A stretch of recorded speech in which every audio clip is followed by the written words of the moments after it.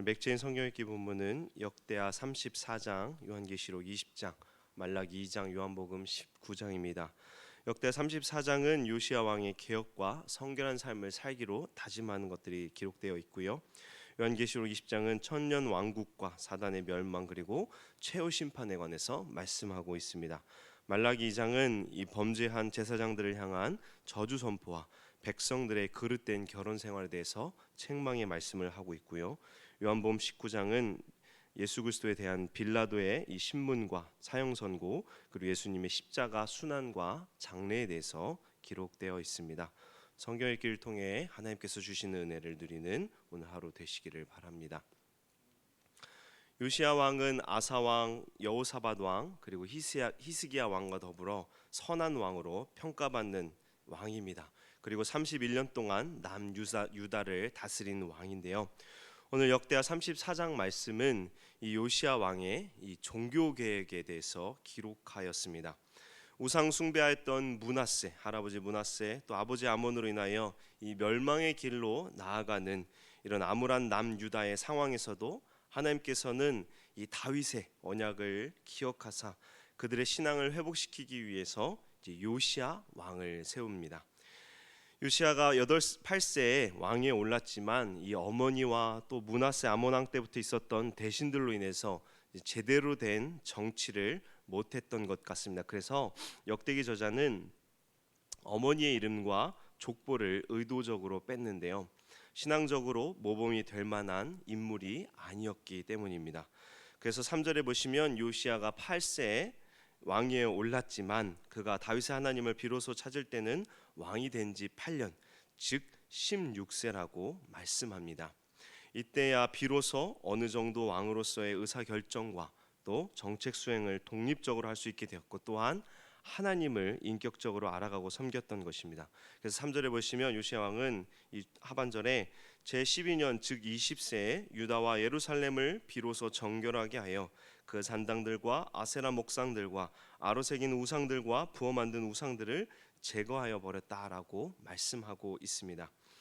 요시야 왕이 20세에 우상들을 제거하기 시작한 이유는 아마도 아수르의 세력이 눈에 띄게 약화되어 가는 이 상황에 맞추어 이 반아수르 정책을 펼치면서 또 하나님에 대한 신앙도 같이 회복시키고자 종교 개혁을 단행하였던 것입니다.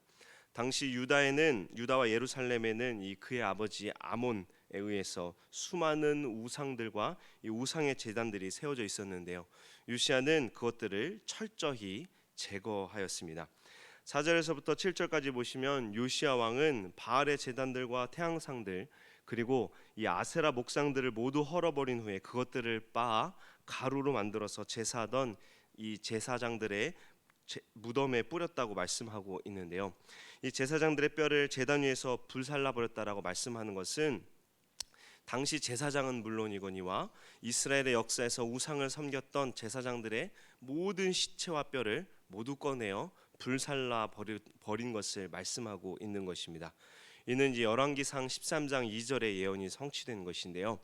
열왕기상 13장 2절에 보시면 하나님의 사람이 제단을 향하여 여호와의 말씀으로 외쳐 이르되 제단아 제단아 여호와께서 이와 같이 말씀하시기를 다윗의 집에 요시야라 이름하는 아들을 낳으리니 그가 내 위에 분향하는 산당 제사장을 내 위에서 제물로 바칠 것이요 또 사람의 뼈를 내 위에서 사르리라 하셨느니라 하고 북이스라엘의 여로보암이 이 금송아지를 세우고 우상을 숭배하게 하였을 때 이제 한 선지자를 보내어 하나님께서 심판의 예언을 하게 하셨고 이제 그 말씀이 280년이 지난 후에 성취된 것입니다.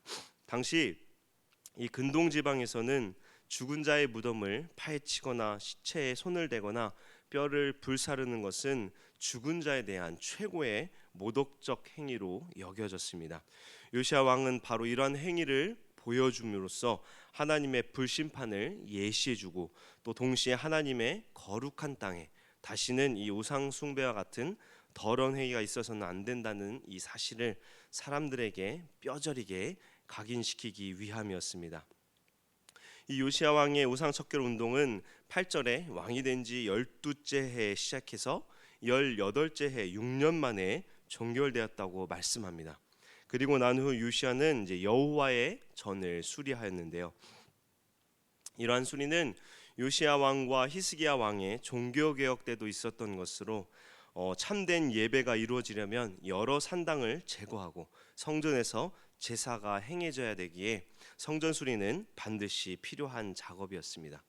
역대기 저자는 요시야 왕부터 서기관과 시장 그리고 대제사장과 목수들까지 성전을 관리하는 이 수리하는 과정을 모두 기록하였는데요. 이는 왕부터 성전을 수리하는 일꾼에 이르기까지 누구 하나 허투른 일을 하는 이가 없음을 보여주는 것입니다. 특이하게도 이 성전 보수 현장에 레위 사람들은 물론 악기에 능통한 사람이 배치되었다고 말씀하고 있는데요. 12절 하반절에 보시면 또 악기에 익숙한 레위 사람들이 함께하였다라고 말씀하고 있습니다. 일꾼들을 격려하고 힘을 이제 복돋기 위해서 배치했을 것이라고 볼 수도 있지만 레위 사람들은 오직 하나님께만 찬양을 드리도록 제한되어 있음을 볼 때 아마 음악으로 봉사하는 레위인들도 이 성전 보수 공사 감독으로 배치된 것으로 보여집니다. 이처럼 이 요시야 왕이 성전에서 봉사하는 레위 사람들을 성전 보수 공사에 배치한 것은 곧 이 레위 사람들을 중심으로 성전을 수리하고 영적인 회복을 얻도록 하기 위함이었는데요. 즉 레위인을 중심으로 단결하여 다시 하나님의 영광과 선민의 영광을 회복하도록 하기 위함으로 이 사람들을 세웠던 것입니다. 성전 보수를 진행하던 중에 이제 14절에 오늘 읽은 말씀해 보시면 제사장 힐기야가 모세가 전한 여호와 율법책을 발견하였다고 말씀합니다. 이는 아마도 이제 모세가 기록한 오경, 즉 창세기부터 신명기까지의 말씀인 것 같은데요. 므낫세와 아몬의 극심한 우상 행위 때문에 아마도 누군가 성전 깊숙이 이 율법책을 숨겨두었고 이것을 대제사장 힐기야가 발견한 것입니다. 힐기야는 이 율법책을 서기관 사반에게 주었고 사반은 이 책을 가지고 요시야 왕이 명령한 성전 보수 공사를 모두 마쳤음을 보고하면서 제사장 힐기야가 전해준 율법책도 같이 이제 요시야 왕에게 보고합니다. 서기관 사반이 이 율법책을 요시야 왕 앞에서 읽었는데 그 말씀을 이제 겸손히 듣고 있던 요시야 왕은 19절에 탄식하며 자기의 겉옷을 찢었다고 말씀합니다. 여기서 이제 자기 옷을 찢는 행위, 즉 겉옷을 잡아 찢는 행위는 마음의 고통과 슬픔 그리고 회개를 상징적으로 표현하는 행위죠.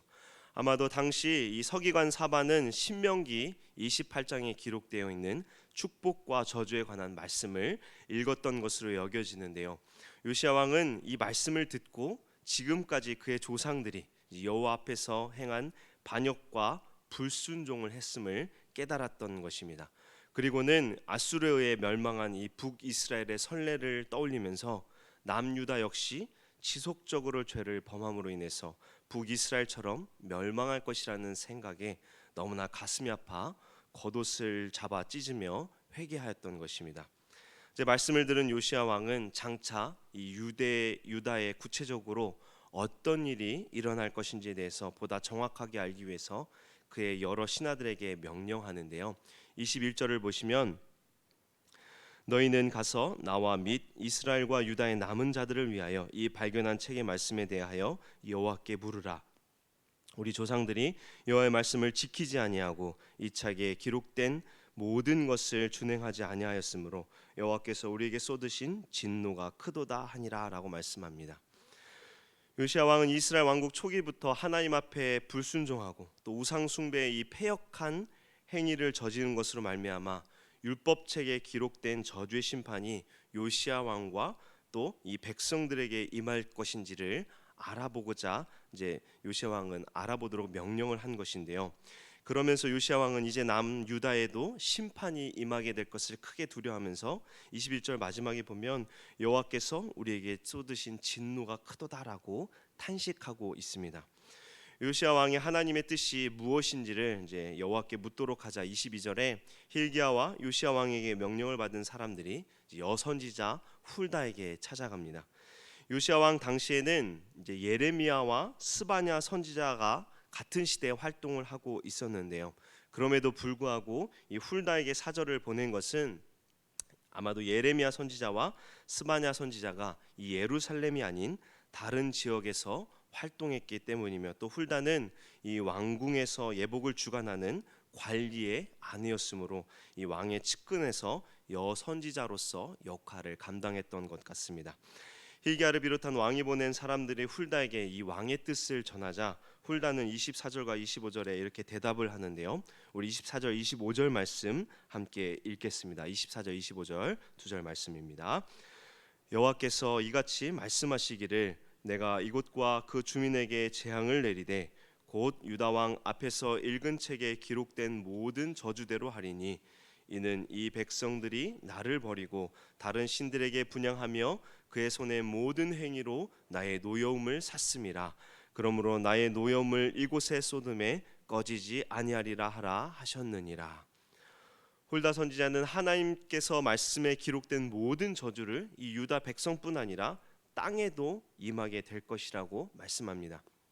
즉 신명기 28장에 있는 언약을 지키지 않는 자에게 임하는 모든 저주가 임한다는 것이죠. 하나님의 진노가 얼마나 큰지 25절에 노여움이 꺼지지 아니하리라 라고 말씀합니다. 이는 하나님께서 유다를 회개시키기 위하여 심판을 하시는데 이 심판을 통해 결국 모든 죄를 깨닫고 회개하게 될 것으로 심판이 확실하고 강하게 임할 것을 예상케 하는 것입니다. 이제 훌다는 요시야 왕에 관한 예언을 하는데요. 26절부터 28절까지의 말씀입니다. 26절 28절 보시면 너희를 보내어 여호와께 묻게 한 유다 왕에게는 너희가 이렇게 전하라. 이스라엘 하나님 여호와께서 이같이 말씀하시기를 내가 들은 말을 의논하건대 내가 이곳과 그 주민을 가리켜 말한 것을 내가 듣고 마음이 연약하여 하나님 곧 내 앞에서 겸손하여 옷을 찢고 통곡하였으므로 나도 내 말을 들었노라. 여호와가 말하였느니라. 그러므로 내가 내게 너의 조상들에게 돌아가서 평안히 묘실로 들어가게 하리니 내가 이곳과 그 주민에게 내리는 모든 재앙을 내가 눈으로 보지 못하리라 하셨느니라. 이에 사신들이 왕에게 복명하니라. 하나님께서 계획하신 진노의 심판이 유다에게 쏟아질 것은 분명하지만 요시야 왕은 그 심판을 보지 않을 것이라고 예언합니다. 요시야 왕은 하나님 앞에서 자신의 비참함을 깨닫고 겸손한 모습으로 참된 회개를 하였으며 하나님께서는 이러한 요시야의 모습을 보시고 하나님의 이 심판을 연기하여서 그가 죽은 이후에 있을 것임을 약속하신 것입니다. 요시야 왕은 여선지 훌다가 이 유다 땅에 임박한 하나님의 심판에 대한 이 말한 것을 듣고 깊이 근심하고 회개하면서 이제 더 이상 그대로 있어서는 안 되는 절박한 상황임을 깨달았습니다. 그래서 요시야 왕은 유다와 예루살렘의 모든 장로들을 불러 모으고 그들과 함께 여호와 전에 함께 올라가서 유다 모든 사람과 예루살렘 주민들과 제사장들과 레위 사람들과 모든 백성과 함께 하여서 여호와의 전에 발견한 모세 언약책의 모든 말씀을 크게 읽어줍니다. 그리고 요시야 왕은 31절에 보시면 언약을 다시 세운다고 말씀하는데요. 여기서 세운다는 것은 깨어진 언약 관계를 하나님 앞에서 다시 결심하고 돌아서는 것을 의미합니다. 이 요시야 왕이 31절에 신명기 6장의 이 4절의 9절의 말씀처럼 마음을 다하여 또 목숨을 다하여 여호와를 순종하고 그의 계명과 법도와 율례를 지켜서 이 책에 기록된 언약의 말씀을 이루고 또 언약을 따르겠다고 이렇게 고백을 하면서 동시에 32절에 함께한 백성들도 이 언약을 따르겠다고 다짐하는 것을 볼 수 있습니다. 언약을 다시 세움으로 여호와의 신앙을 회복한 요시야 왕은 그리고 33절에 보시면 그가 사는 날까지 하나님을 복종하고 떠나지 아니하였다고 말씀합니다. 34장의 요시야 왕의 이제 종교 개혁을 말씀하고 있는데요. 이 요시야의 종교 개혁은 하나님께로 돌아가는 것이 얼마나 중요한지를 보여줍니다. 비록 죄 가운데 있고 하나님의 진노의 심판 가운데 있을지라도 하나님의 말씀을 붙잡고 하나님께로 돌이키며 성결한 삶을 살기로 힘쓴다면 하나님께서는 반드시 은혜를 베푸시고 그 심판을 미루신다고 오늘 말씀합니다. 그렇게 우리는 어떠한 상황에서도 우리가 낙심치 말고 하나님의 말씀을 붙잡고 그 말씀 따라 살아간다면 하나님께서는 우리의 죄를 용서하시고 우리를 다시 은혜의 자리로 인도하실 것입니다. 이 은혜를 우리가 잊지 않고 오늘도 우리에게 주어진 말씀을 따라 순종하는 삶을 사는 우리 모두 되기를 주님의 이름으로 축원합니다. 함께 기도하겠습니다. 은혜가 풍성한 하나님, 오늘도 아침부터 우리를 주의 말씀 앞에 불러주시고 주의 말씀을 통하여 우리의 삶을 돌아보게 하시니 감사합니다. 우상 숭배로 인하여 영적으로 육적으로 황폐하였던 이스라엘에 하나님께서는 요시야를 세워 다시 신앙을 회복해 하심을 보았습니다. 요시야의 종교개혁을 통하여 죄에서 돌이키는 것이 얼마나 중요한지, 그리고 성결한 삶이 얼마나 중요한지를 우리가 돌아봅니다. 우리의 모든 삶 가운데 하나님 주님께서 지켜주시사 세상에서 하나님의 영광을 위하여 거룩한 삶을 살도록 우리를 선하게 인도하여 주옵소서. 날마다 말씀과 기도를 통하여 하나님과 더욱 깊은 교제의 은혜를 누리게 하시고 주님만을 섬기며 승리의 삶을 사는 우리 모두 되게 은혜 내려 주옵소서. 감사드리며 우리를 죄에서 구원하신 예수 그리스도 이름으로 기도합니다. 아멘.